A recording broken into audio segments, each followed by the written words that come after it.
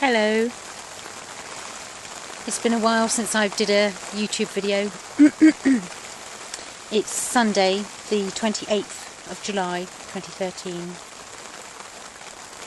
It's just started to chuck it down with rain. You can really smell the iron in the air.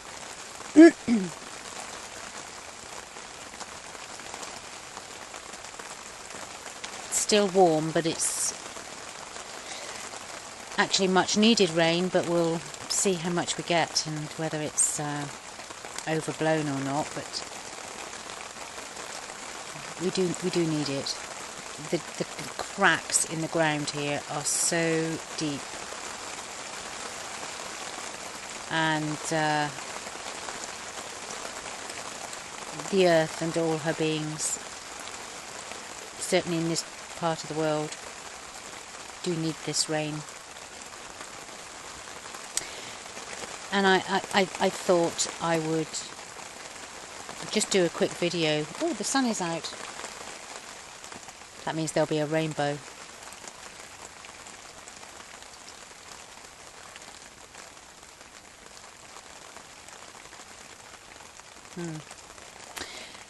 I thought I would do a quick video because it's been a while since I did one, and it seems to me now particularly that we are all being called to take responsibility for our entire experience, and in order to do that it's realizing that we create it. We have a little help in recreating it all the time, and I mean, when I say it, I mean stuff. I call it stuff. Our stuff, your stuff, my stuff, the stuff we've had in our rucksacks that we've carried around with us from lifetime to lifetime, the patterns that we've been dealing with or not dealing with. Those things out there that are a reflection of us in here. Life's little dramas, or big dramas even. But what we've come here to do, 0 point, maximum compression, as George calls it.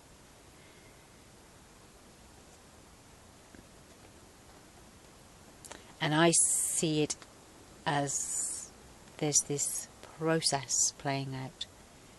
It's a monumental fundamental,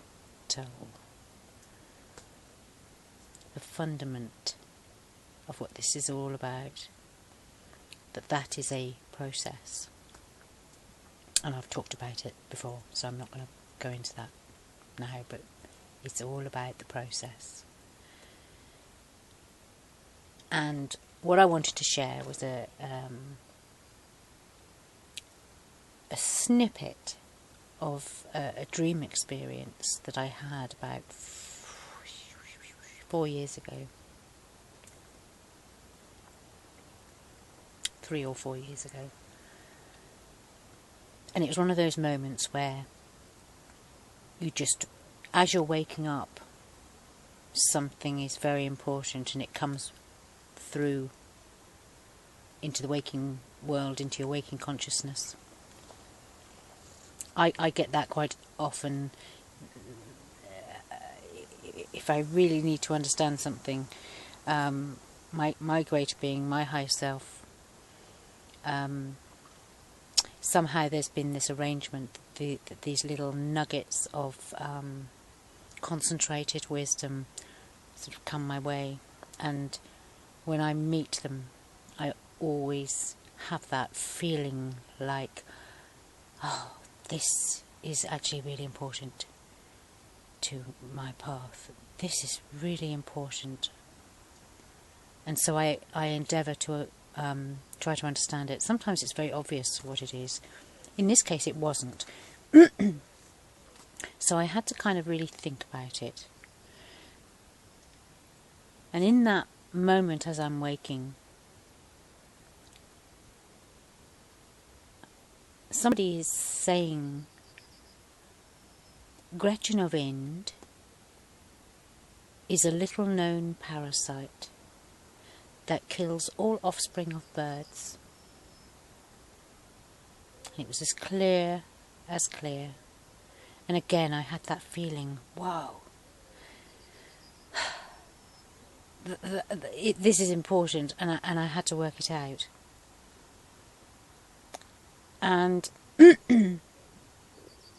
I did a process of working it out to a degree, but as with everything, it's like layers, and we sort of, get clearer and clearer and clearer and clearer as we go along, and that's kind of what's happened with this Gretchen of Ind. So the first thing I did was I looked up the name Gretchen, and the only reference I could find was that it's a German name, and it means little pearl. So that, okay, little pearl. A pearl is about wisdom. Well, it's often used as a symbol for wisdom, isn't it? And get the light right. And an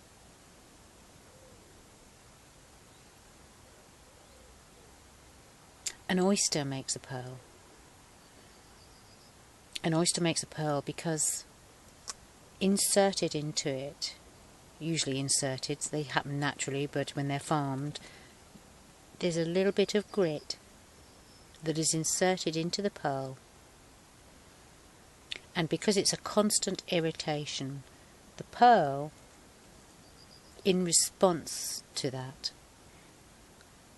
covers the grit, and covers it and keeps covering it and keeps covering it and keeps covering it, because it's something in there that it doesn't want in there, but out of it all it creates a beautiful pearl, and they're considered to be things of great value.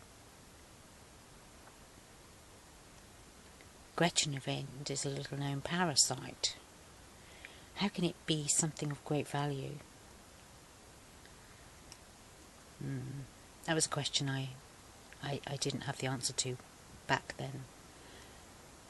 But I'll talk about that a little bit later. It's of value, because it does have one.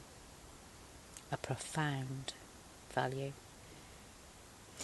So then I thought about the next part, Gretchen of Ind. Ind. Well, now that makes sense to me because it's a name, it's a surname. And it's a surname of a family name of the family that my father married into after he divorced from my mother. So I thought, Ind. Okay, well, it's a family line. It's a family name. It's a bloodline. It's an ancestral line. Okay. So they've got the little bit of grit, the pearl of the ancestral line. Is a parasite. Now, it's a little known parasite. Not rare, little known, which means not many people know about it. It's not something that's common knowledge. Okay. Parasite. Well, parasite lives off of a host.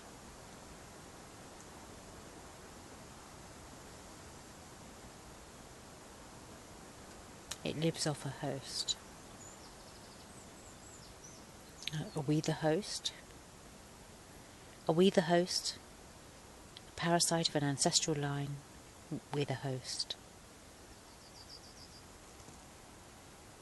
There's a parasite. Now, think about how a parasite behaves. There's lots of different parasites, aren't there? But usually they work and can operate only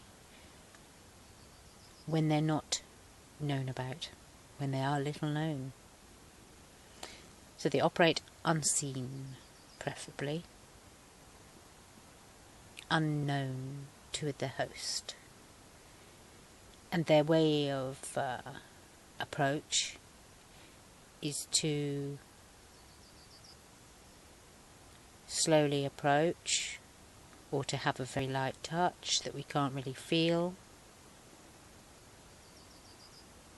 and then they attach. Right, so there's a parasite attached to the ancestral line, the bloodline.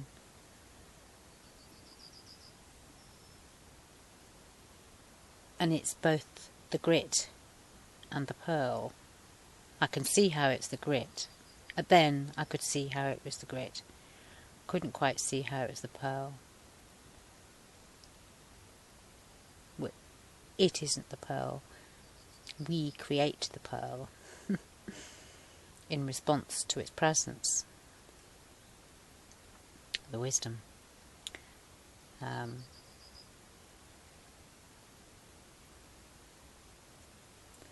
it kills all offspring of birds. Well,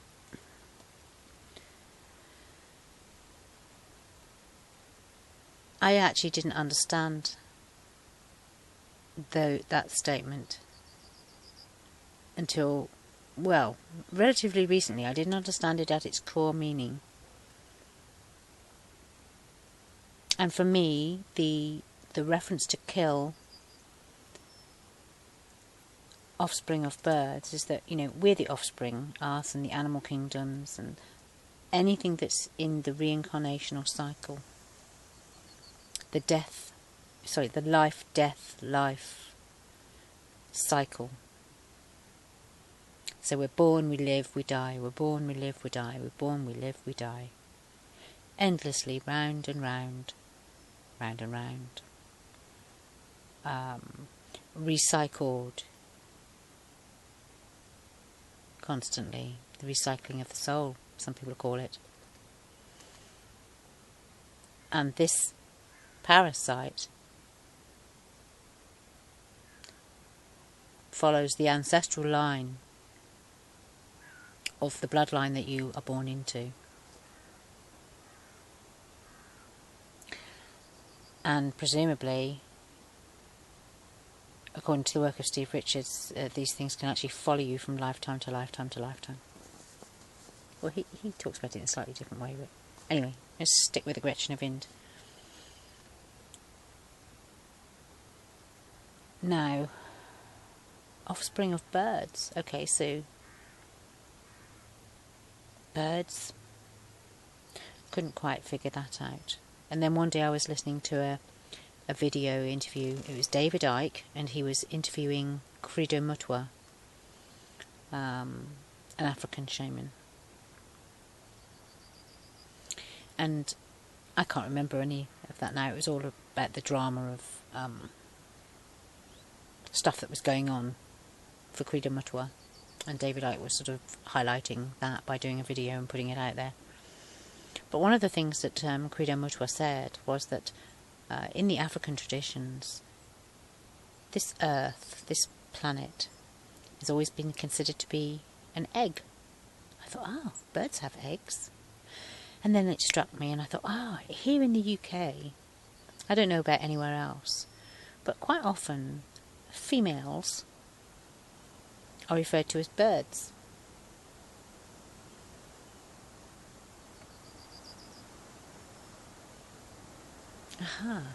Okay. So all offspring of mothers are killed round and round in the reincarnational cycle. Okay, so that's me working out the dream thing.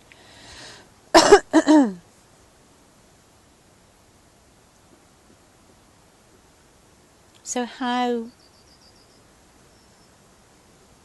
How does it operate? What is this parasite? Well, shortly after that dream experience, and then working it out in the small way that I did at the time, I suddenly understood that actually there was a predator within the mind. And for years, as I've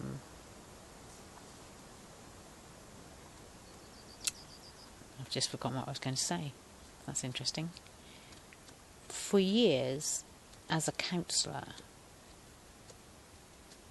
okay, thank you, I had been aware that in my own personal work, my own inner work, I suddenly realised, I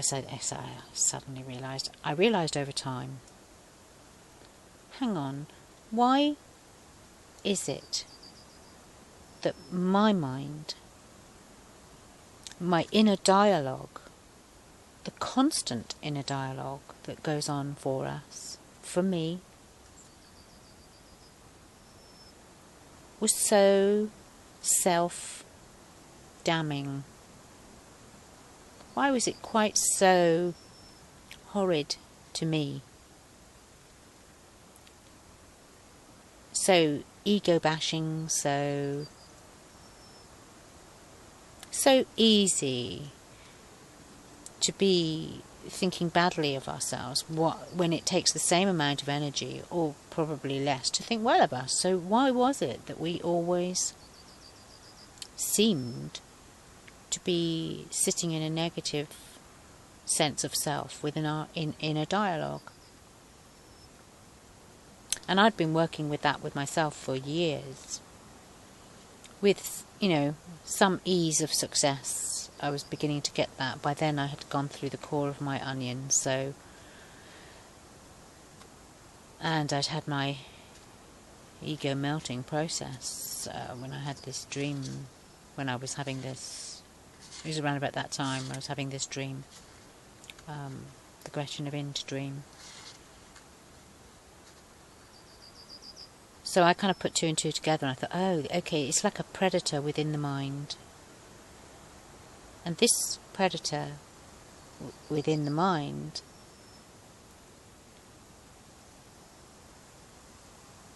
it sounds like us.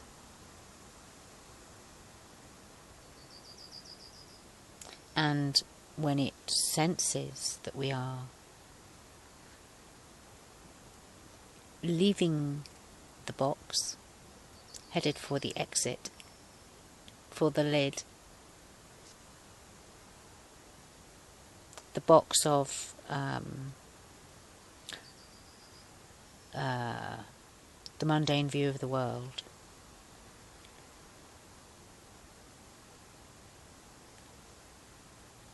coming out of the illusion of what this is all about. And I thought, oh, and it mimics, and it sounds like us. And the moment it senses that you're leaving the box, it will steer you, divert you, catch your attention, attract you to something, anything to keep you from actually leaving the box. And that was its reason for being, like a predator program.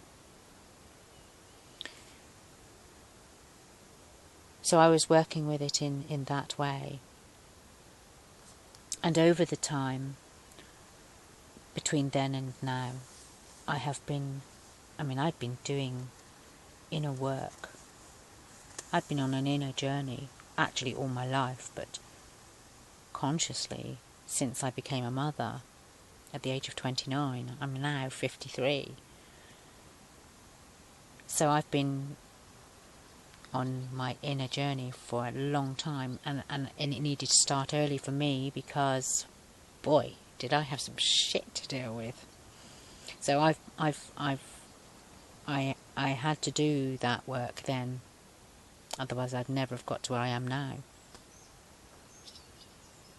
And it's not even a case of that, because I know that the process and the journey is without error. So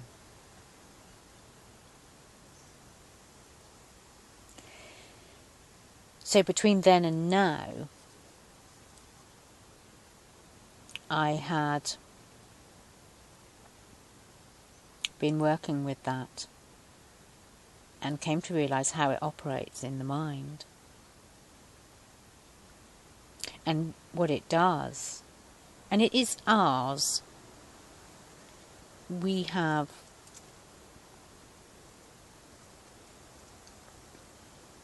needed it in order to do the journey. However, it's the best kind of teacher in the world, because in the universe, in fact, because it was designed to test us without limit.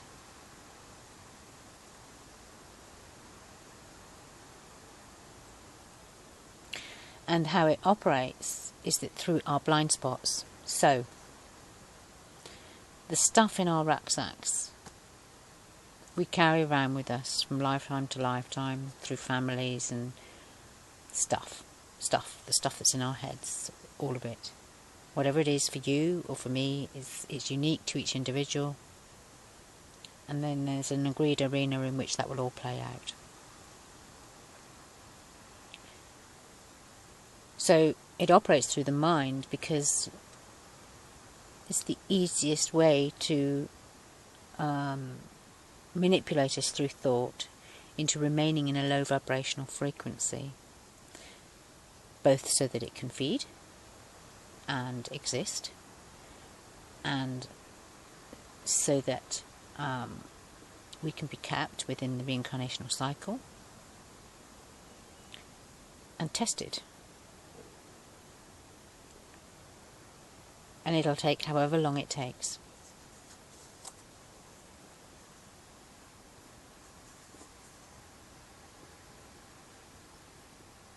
Because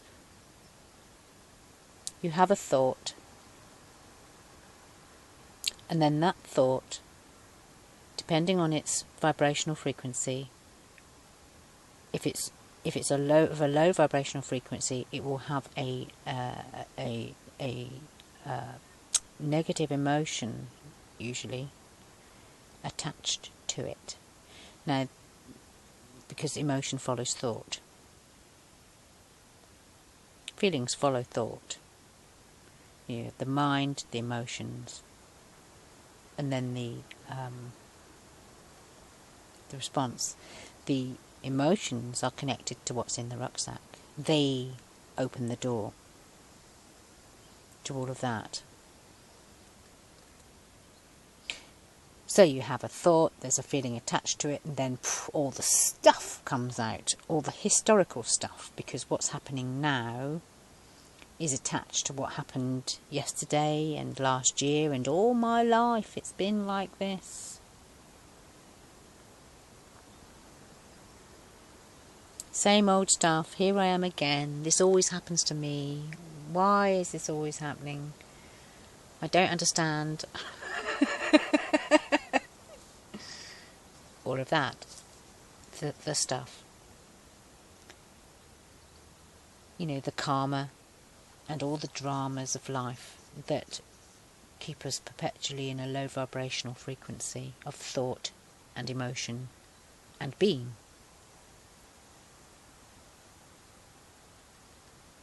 Because how we operate is that what is inside of us is reflected outside.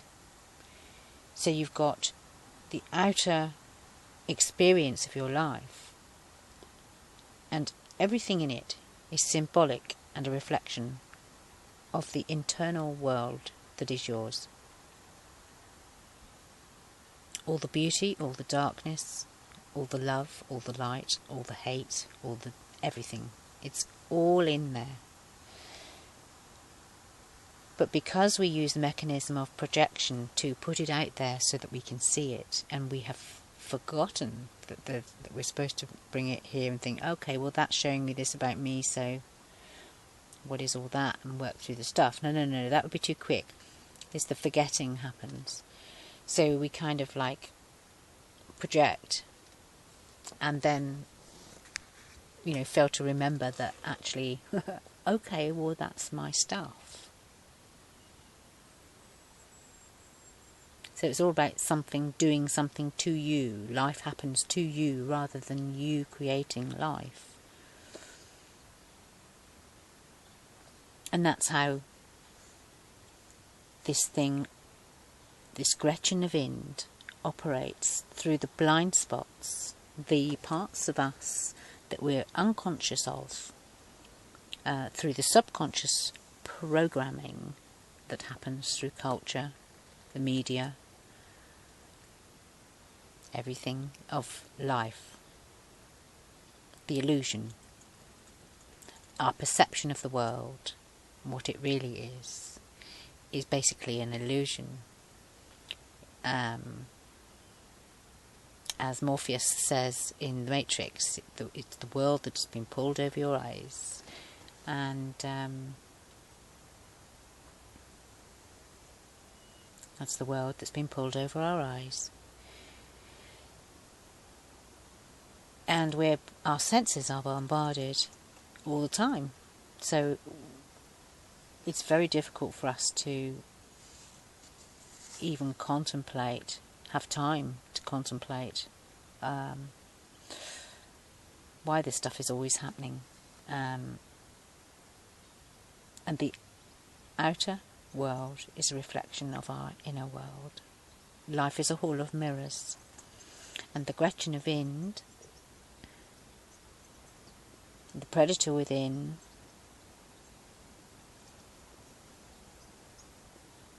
the grit in our being,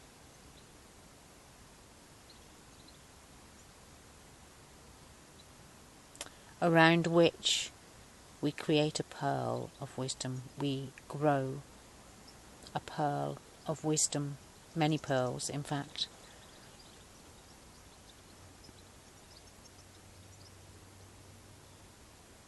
And that's the process of the Gretchen of Ind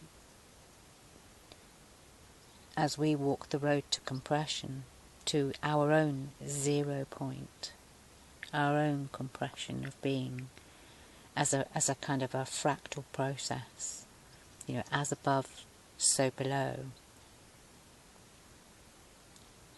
as within, so without.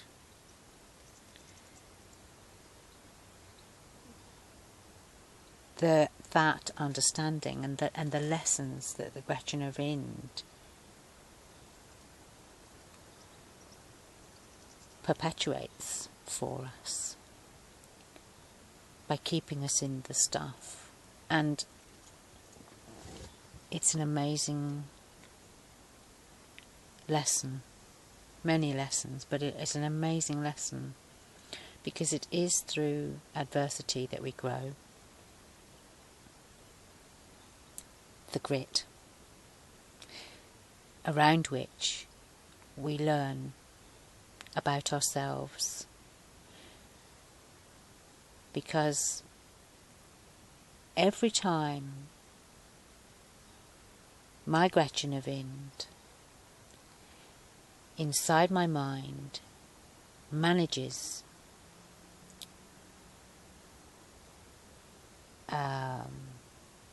to sneak through a blind spot in my awareness, to create a thought or a drama in my mind or stuff about anything, and usually it's pretty subtle.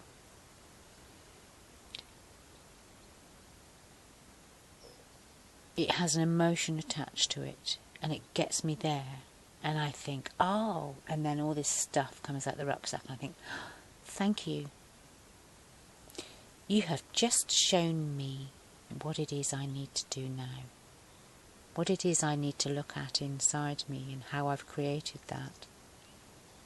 And so it serves us deeply, ultimately, the grit that is Gretchen of Ind in you and me serves my journey of compression, squeezing out of all the erroneous, illusionary, mistaken, oh no, not mistaken, because there's no such thing as a mistake, but the creations that I have made, the things in me that I need to deal with, because there has to be truth in all of it somewhere, because they can't create something out of nothing. We have to create it, and they perpetually get us to create it, which keeps us in a low vibrational frequency, which feeds their world. It actually creates the environment, the host through which they can exist, because without us they do not have that existence. They are without form. They are not creators. We are. And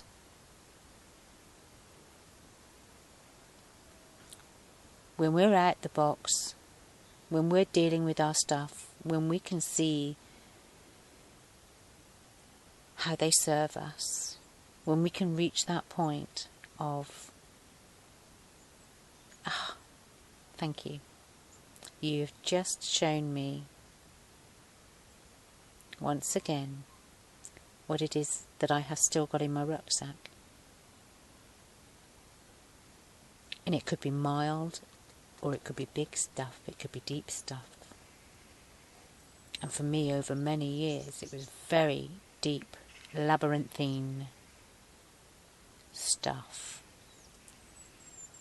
Dark, sordid, annihilating.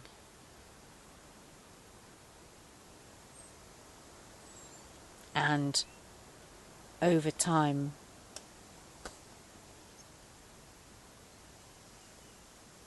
the emotional charge of things for me has disappeared.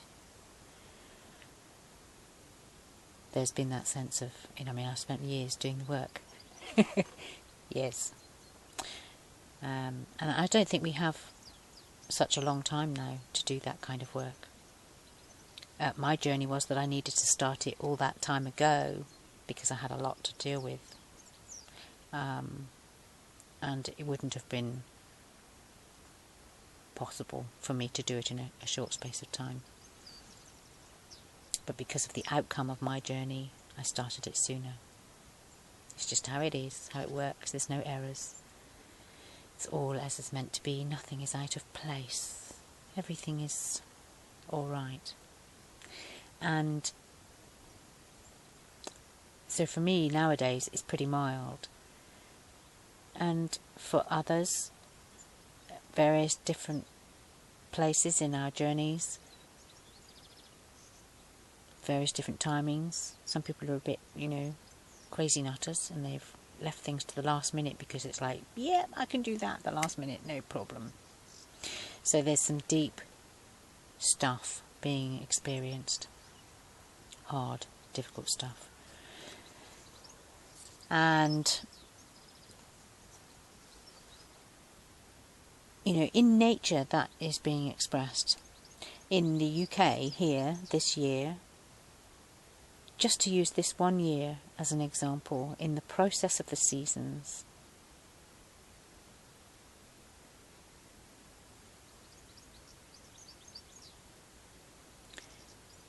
we started out with a very cold, a reasonably mild end to the winter. In fact, and the very beginning of spring was mild enough. Excuse me. And nature started to bud forth. And then suddenly we had the longest, coldest, most bitter spring. It was wet, but it was cold, and then everything froze, and then we had this biting, icy, below zero wind that just scorched the grass. And all the trees that had started to bud and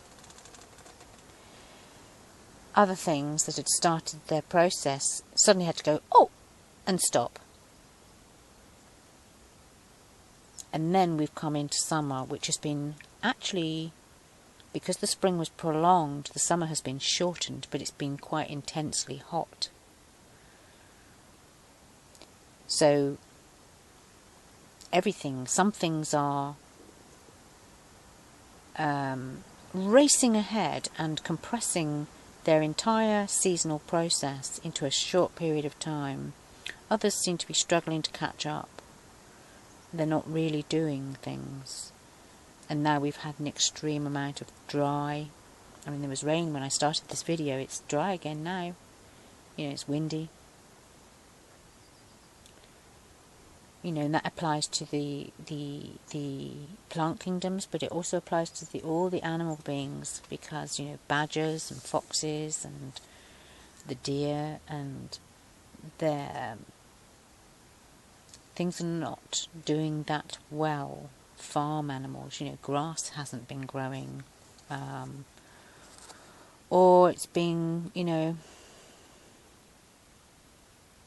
caught by diseases and things like moulds, and just the cycle is compressed and short and intense after a prolonged slow hold up to the start of it. And how it's going to finish, I don't know. But I was having a chat with my ash tree at the bottom of the field this morning, and I just sort of said, hi, you know, what do you think? What do you think? What are you thinking?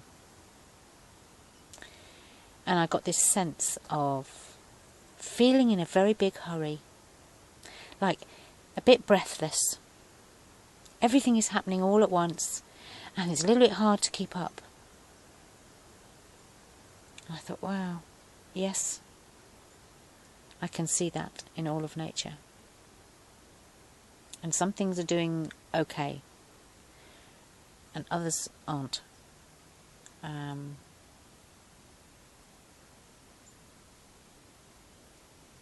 So everything is happening all at once, and it's about going with the flow of that, adapting and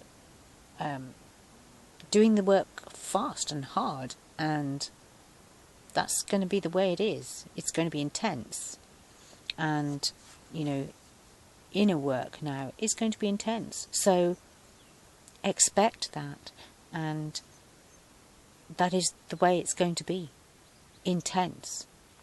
Now, I had 25 odd years of doing inner work, and I can tell you it was intense, but there were periods of time where the process seemed to slow,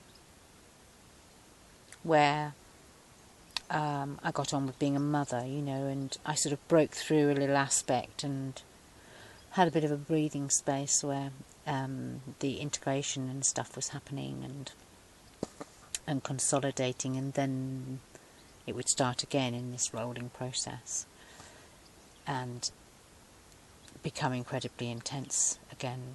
And, you know, the deeper and the deeper and the deeper I got, the more intense it got. But there was still this process, and the last little bit was the most painful of all. Going through the core of the onion, that was incredibly intense, and that was only 4 years ago.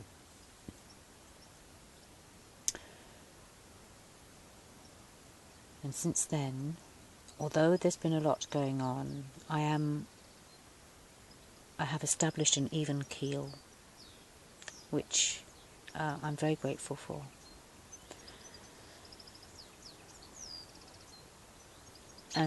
But for others, everything is happening very quickly, very intensely, with only short spaces of time in between each, and sometimes it's bang, bang, bang, bang. It's like coming at you from all directions all at once, and it's like keeping yourself upright in that wave.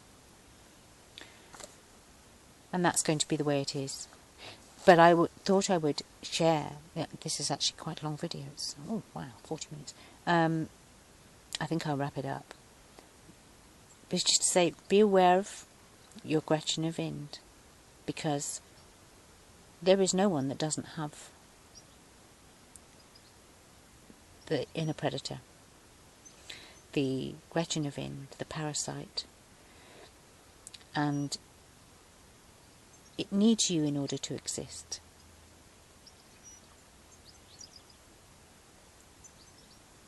But the thing is, we don't actually need it. You could say we need it like a hole in the head. But it is the grit around which we grow our wisdom, and it does operate through your blind spots. When the stuff happens and the emotions kick off and the drama is in full flood, take a moment and think, okay, what is this showing me of my internal world? What is this that I have created? What is this that I continue to create with a little help from my friend? And do I really need to keep creating it? Can I resolve this now? Can I lay this to rest and be at peace with it? And the answer is yes. You can.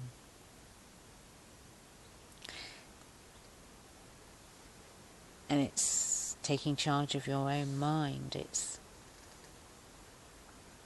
you know, I say to it, look, you know, this is my mind. This is my universe. I will decide what I think about and where my thoughts take me. And although it's very interesting, thank you very much, I'm not going to buy into it.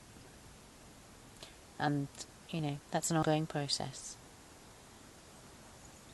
Because it is their very existence. The host is leaving. Well, not leaving, but unavailable. It's raising in frequency. And that's the whole idea, is to keep you in a low vibrational thought, feeling, or rather emotion, because I think feelings are very different from emotions. I think they're actually quite different things. Because that's how we create as well. We create through the mind. We create through the emotions. The emotional charge is the creative force behind the idea, the imagination. It's very clever, it's very subtle, and it operates through your blind spots. So that's my little sharing about Gretchen of Ind, and I hope it's useful. That is the intention in sharing it, and go to it. I'll see you.